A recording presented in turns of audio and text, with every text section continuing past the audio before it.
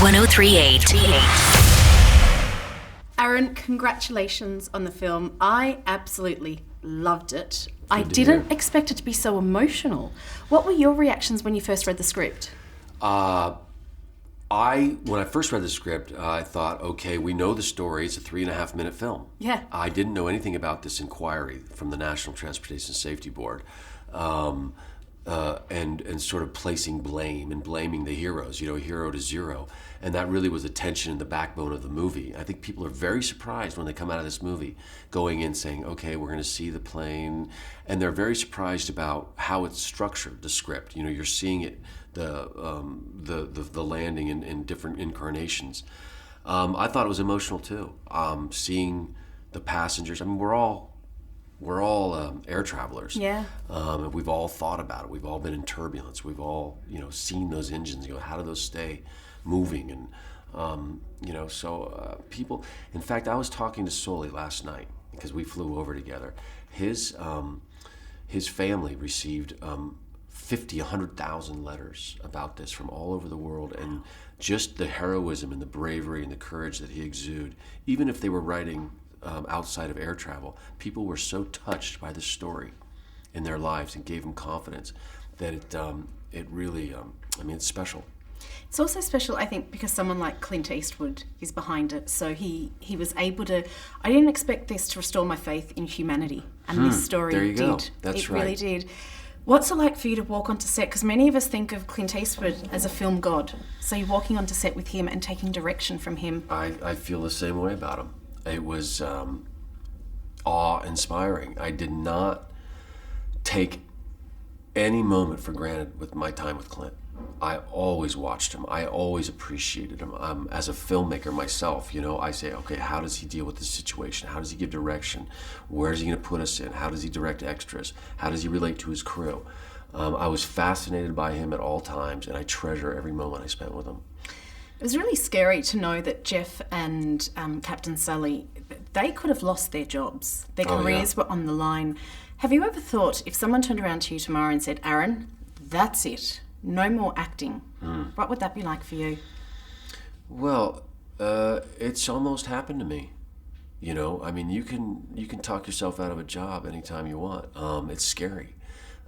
These guys don't have a second choice. I don't. Never planned for a second choice. Having said that, the thing that they worried about the most was the loss of reputation. That's what they worried about the most, that they could have been the reason this happened. It haunted them. That one person would be hurt or potentially killed haunted them. The job was secondary. You can always go get another job somehow and survive, but it was the idea that they could have been responsible for somebody's death. And that's what makes this story so special, what you're talking about, the humanity. So, me, I could just go work at Starbucks or Uber. You guys have Uber here? Yes, we do. There you go. But how do you get yourself through the tough times? What's the best piece of advice you've ever received? Because it's not an easy industry. No, it's not. You have to evolve continually. You have to challenge yourself continually. You have to remind yourself that it's not about the glitz and the glamour. It's about acting. It's about truthfulness. It's about doing things outside of work, figuring out what's life all about. Reading about how to improve yourself as a human being. Identifying your weaknesses and making them your strengths. It's about working on your inner self. And you're also a student of humanity. I call myself a human behaviorologist.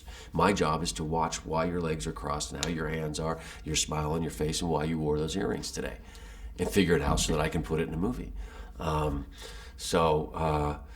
we're all survivors. That's another thing. All the stuff that's going on in the world right now, and we're programmed to survive. That's what we do, and make the best of it. And finally, most people find it hard to have one amazing film out in a year.